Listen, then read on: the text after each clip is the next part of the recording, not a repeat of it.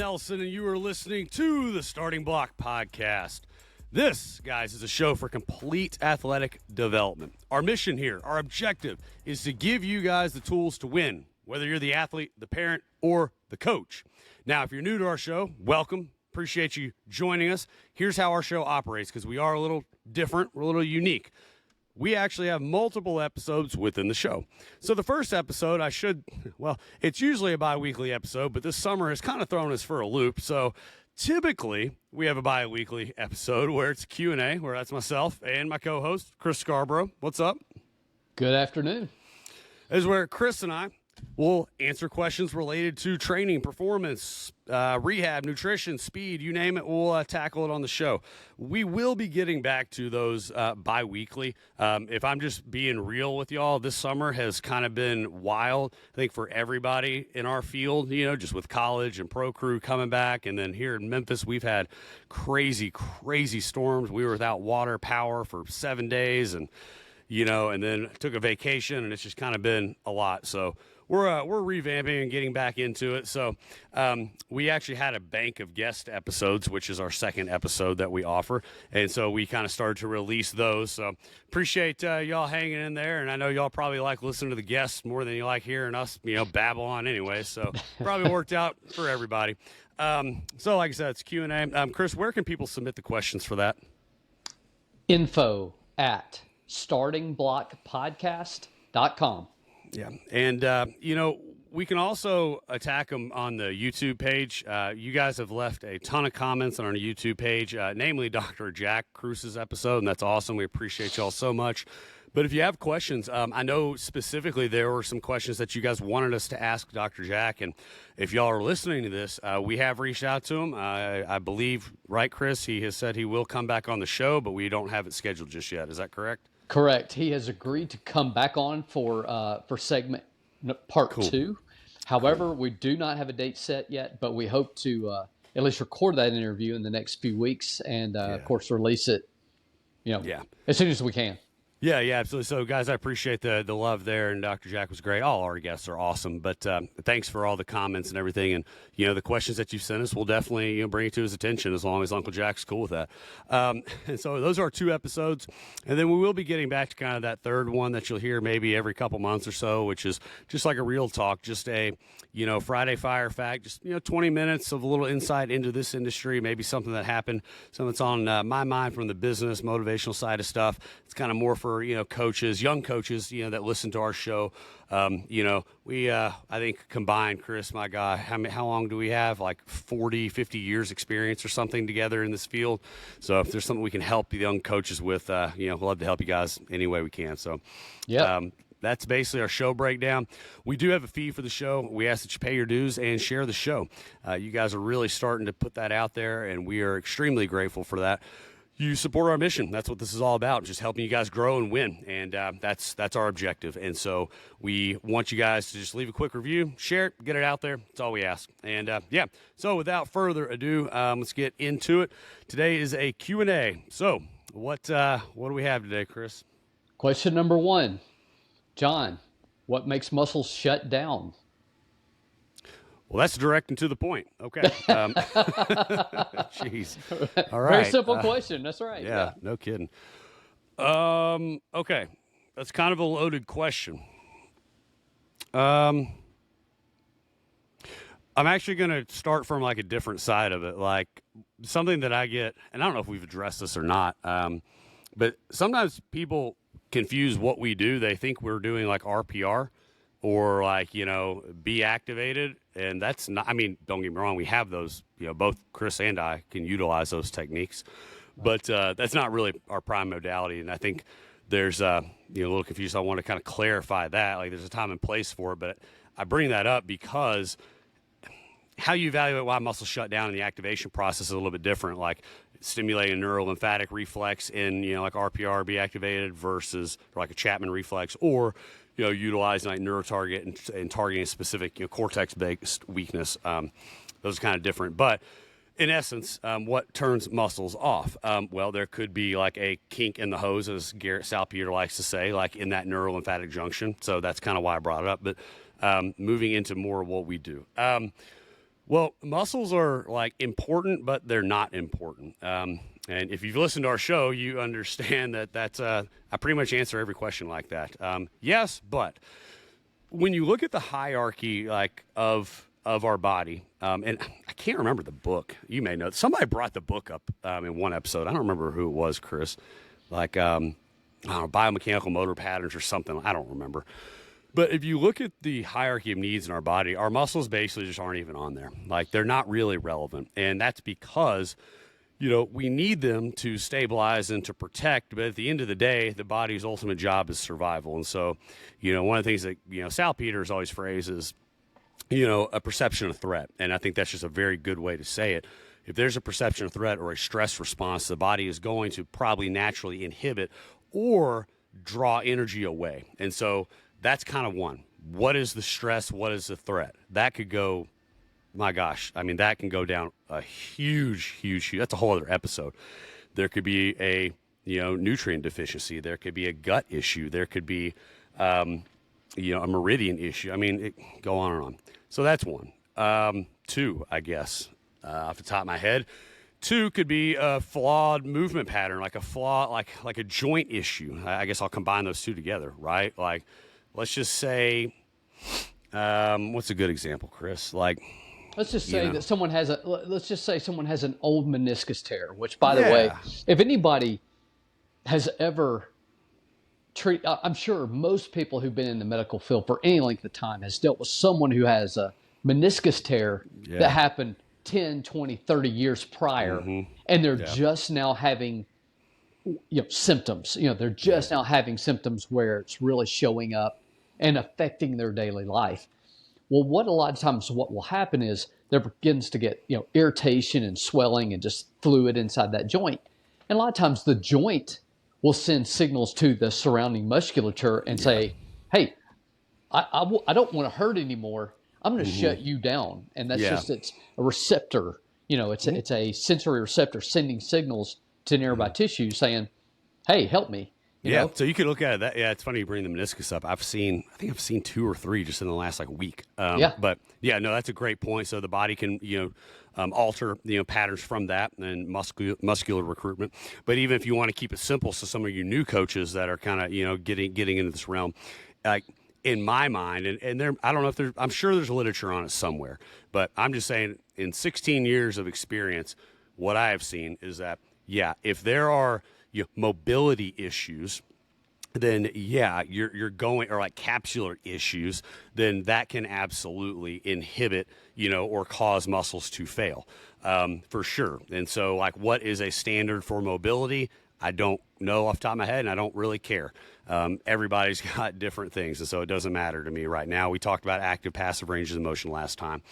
But poor mobility can absolutely influence that. We talked about the movement side of it. Breathing could be a part of it as well. But that's also goes back to kind of phase 1 of a stress response.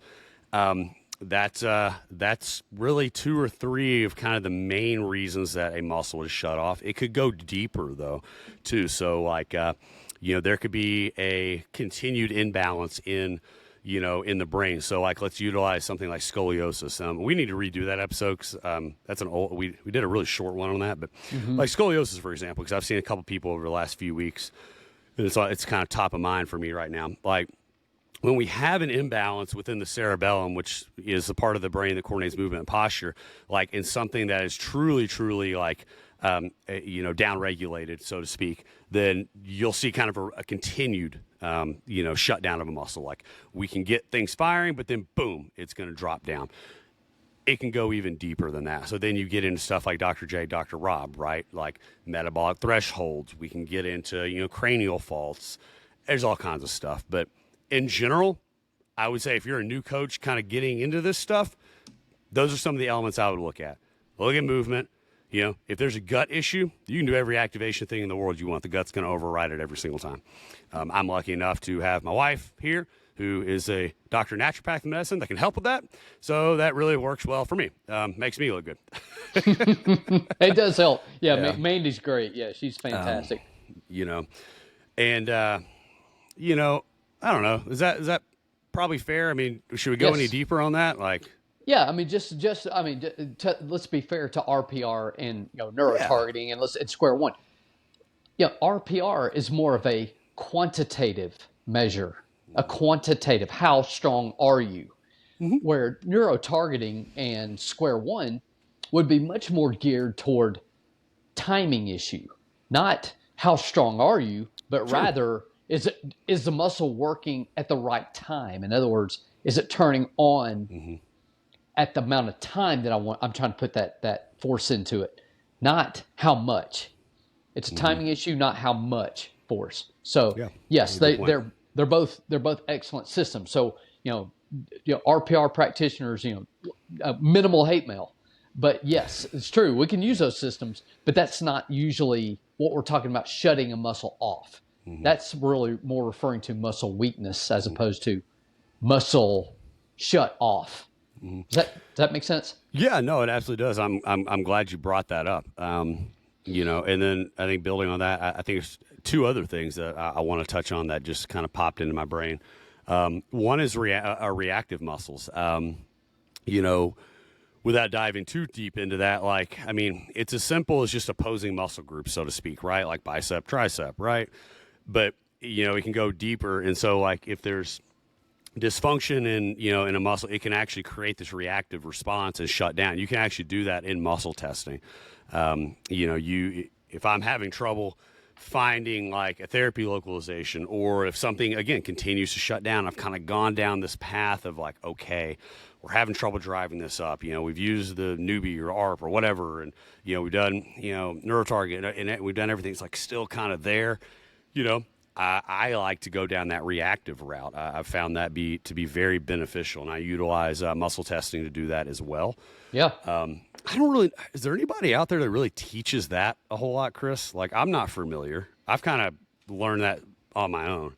Yeah, and really, if you think about it, a lot of the training methodologies that you and I use, at least as far as like, ISO extremes, if you Sure, think about it, that's really geared toward it is. training that very system, that very thing you're Right, talking the about. UltraFit Evo Sport system, which we Yes, utilize. Yes, I mean exactly right. right, But exactly. like being able to actually manual and muscle test with that, to identify specific reactive muscles. Yes. So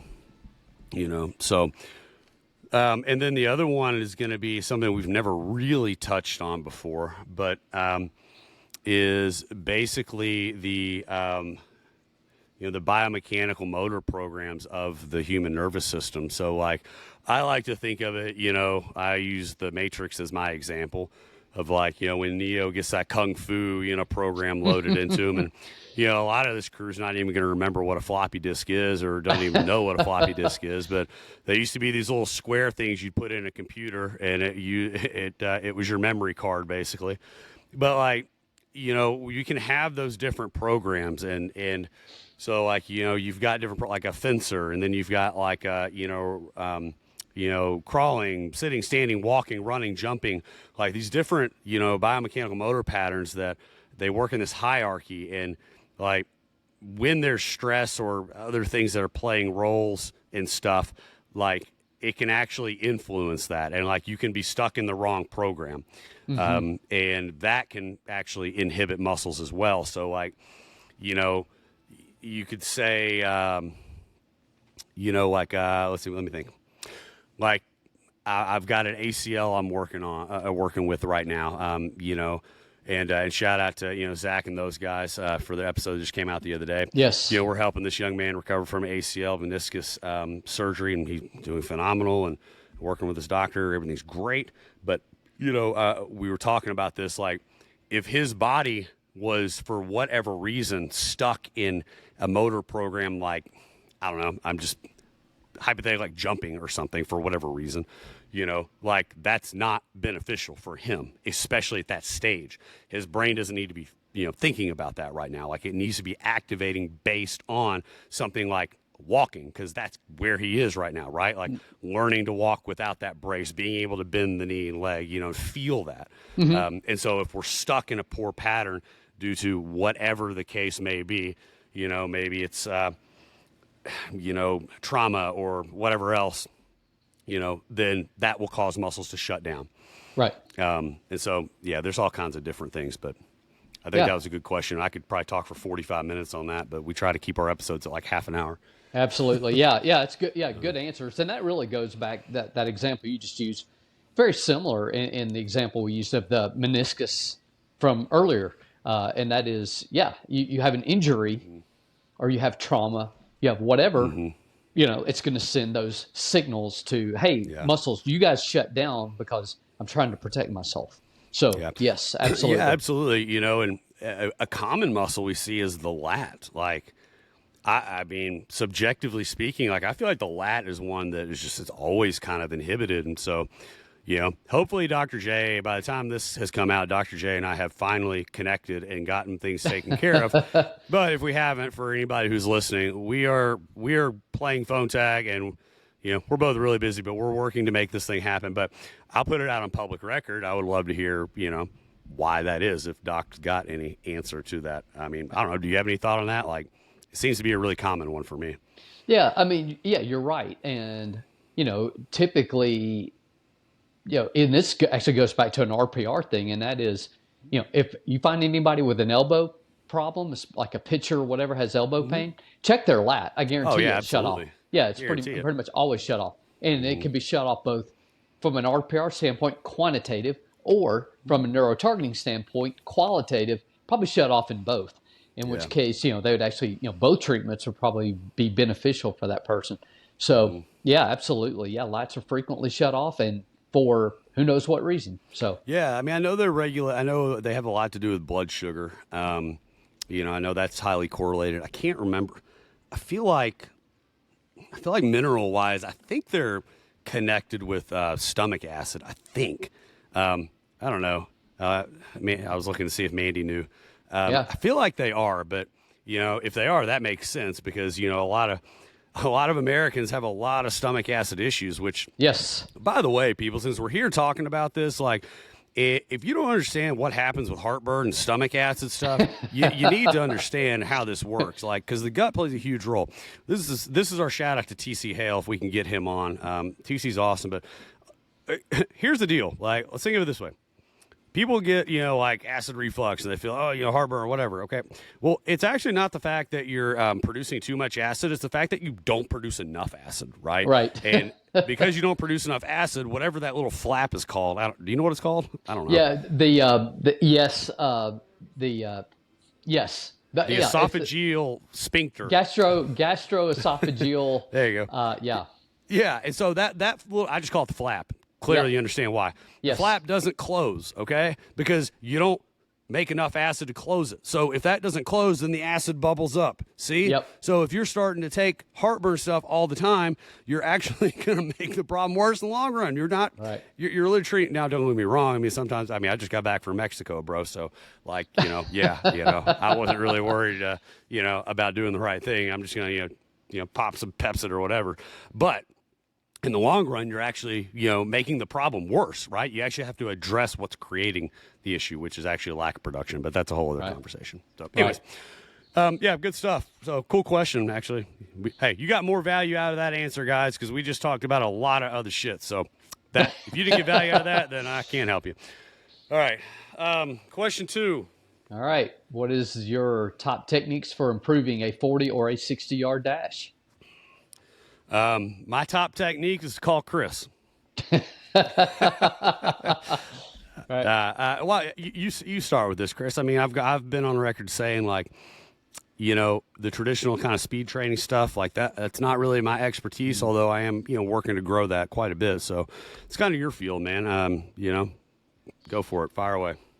All right. Well, just so you know, these numbers go back to 2003, 2004, 2005, and up to present.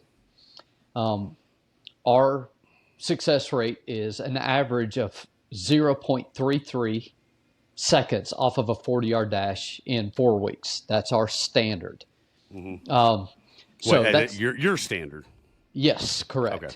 All right. So we've had as low as a 0.20, so 0.2 of a second, and we've had as good as a half a second off of a 40-yard dash. Okay. Mm-hmm. So that's, those who are hitting half a second off, I mean, those are usually the ones who started off pretty bad to start with, and then they had a lot of room to improve. But our average was 33 hundredths of a second in 4 weeks. So just to give you some idea. So the way we got there was about, I would say, 85% of what we did was work on their start and the things that would improve their start. Because you got to remember, a 40-yard dash and the 60-yard dash are both fairly short races. 40. Depends on who you're talking to there, man. That's true. That's true. Like, yeah. I don't run, so if you see me running, like, you better run with me. So probably so. Yeah, there's probably something chasing him. That's all right. So there's, and just hope you beat John so that whatever it is that's chasing. That ain't gonna happen. But anyhow, if you were to do a 60-yard dash, chances are you're starting in a base stealing start stance. Turn, so you're facing one direction, turning 90 degrees to the right, and running as if you're stealing second base. All right, running 60 yards. The 40-yard dash is in a 3-point stance and run out of a 3-point stance. Things that work on the start, we typically work on things that help the athlete project the hips, get the hips going forward. And if you stop and think about the motion, and if you watch most of the really successful starters in the world, Christian Coleman, most elite level sprinters, the start has, the legs are moving in much more of a piston-like action. Okay, more knees up and forward, down and back, up and forward, down and back. Whereas once they hit top speed, it's more of a cyclical action. Honestly, I have never seen anybody that was an outstanding starter who didn't also have good in top speed. I've never seen it. Now, I've seen people who are better at starting than hitting top speed, but if we got somebody who could run, say, in the 1.6 seconds or below in the first 10 yards, I guarantee you that person was also fast at top speed. All right. So for an athlete or even a young coach, who's listening to this, I mean, top speed is self-explanatory. We understand that. But really, in general, at what stage, of a sprint, do you see somebody reach top speed, or should you be able to get a good measurement of that before they start to fatigue out, I guess?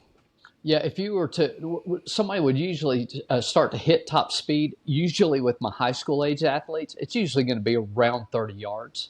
Okay. Around 30 yards. It's going to vary. Okay, it's going to vary from person to person. Sure, it'll vary a little bit, but just in general for somebody who's kind of on the strength side of stuff. Yeah, 30 to 40 yards. A middle school athlete, I'm going to say it's going to be closer to 20 yards before they hit top speed. They tend to hit their top speed sooner, and their top speed is also not as high.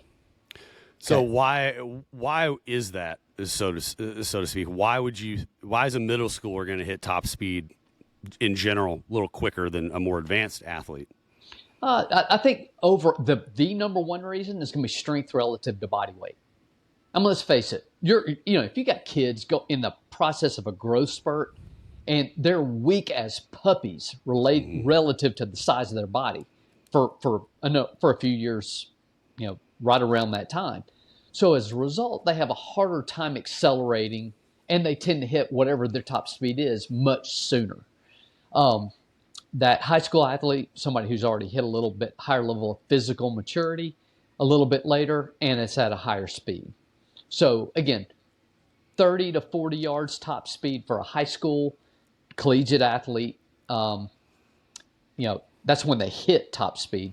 And then for that middle schooler, typically 20, 25 yards or so, give or take. Mm-hmm. Okay.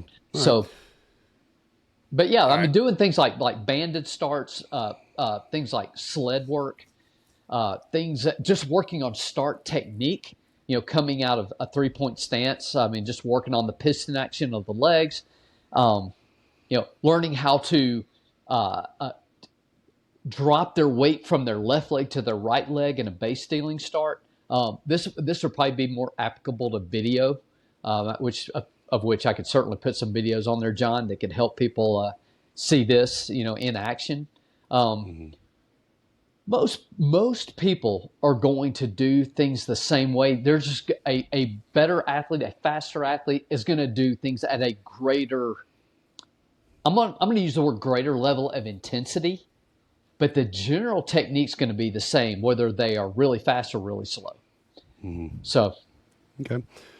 Cool. Yeah, and I'll touch on it. I mean, as far as what we've done at ELP, and I guess let me preface a little bit to make sure that people kind of understand, what we've done over the years. Understand that we all have kind of our influences, and our market is important as well. Like where you live, I think plays a big part in your development as a coach and kind of what you focus on. So, with my real kind of background being like the UltraFit Evo Sports side of stuff and NeuroTarget, like I always just kind of looked at things a little bit differently. Like, okay, I wanted to make sure muscles were engaging the right way, and then on down the path of that. But then also for me here at ELP in Memphis, like everybody around here, every school has a private strength coach, a private speed. Everybody, it's I know a lot of schools across the country do, but like when I say here, like it's kind of unique. Literally every school has it. Schools make kids around here sign contracts to say they can't go out to go train or work with anybody else. And so one of the things that I did early on was I recognized kind of where the weakness in the market was. And that was the ability of the athlete to be strong, but like having usable strength and being able to display it. Then at school, their coaches are running sprints every single day. So it's like, I'm not going to worry about it. Like they're running every single day. We'll develop the other side of it, right? So like strength, learning how to be reactive, turning muscles on and off, and then kind of the movement, side of stuff, with GOTA came in. But I kind of dug into, and this is something that I would love. Brad Arnett said he'd be happy to come back on the show, and I would love to have him because Brad taught me a lot about this, and this was the minimal stuff that I got. So, I went up to Brad's facility, where he trains, JJ Watt and the Watt brothers and a few others. Spent a couple days with him, and I learned about start technique with him. So I learned how to just be able to get an efficient setup. Do I know all the ins and outs of why that happened? I know, but you're right. Like being able to set up like your technique in that starting position is huge. I noticed major dividends with kids there. Picked up a few things from Matt Gifford. When Matt was with Brad, I know Matt's got his own, he's somewhere else now. And I know Matt became a big name, through the Track and Football Consortium. Which was great. If y'all haven't been before, it's a great thing. If they still do it, I don't even know. But then, kind of as a coach, you evolve, right? You start to learn a little bit more and a little more, and you kind of adapt and change to the market. And that's kind of one of the things that we're doing now. So, these are good questions. yeah. And it's good to, you've got a lot more experience in that than I do, but like all our guys always got faster. Like, some of the speed results we got were insane. I mean, you remember the guy that I brought to Birmingham. Yes. Clay. Yes. Clay. I won't use his last name, but Clay. Yeah. Right. Clay was a friggin' specimen, and so He was like a beast. this dude 6'2". I think we had him at like 215. I want to say he's like 6% body fat. What, a 39-inch vertical or something like that. And then I think his fastest 60, like we brought him down to something like I don't even remember what it was, but it was earth shattering.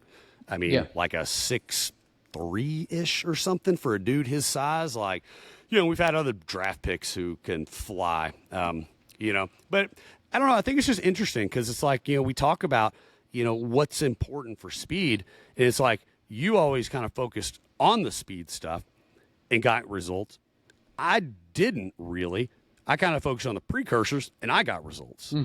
Yeah, and you can actually get both. You're absolutely right. In fact, I would say for the longest time, I got away from pure speed training and focused on the development, which is basically what you're talking about, and because they still got faster. Now, that said, if someone was not naturally gifted in the running motion like Clay, like you're referring to. Sure. Yeah, they would get faster, but it doesn't mean they would be fast. So we still would need to work on a little bit of underlying technique and that sort of thing. They would get faster, but they would not be fast enough, especially those kids who are kind of right on that bubble of maybe making the team. And the thing that was kind of limiting them was their 60-yard dash time or whatever. That was the thing that the coaches kind of used. Hey, you're just not fast enough, whatever. Mm-hmm. Well, they needed a little extra work. They needed that additional speed training. Now, yes, are you going to have those freak shows of the world? Absolutely. Yeah, because we've had a few that ran the sub 6'5", 60-yard dash.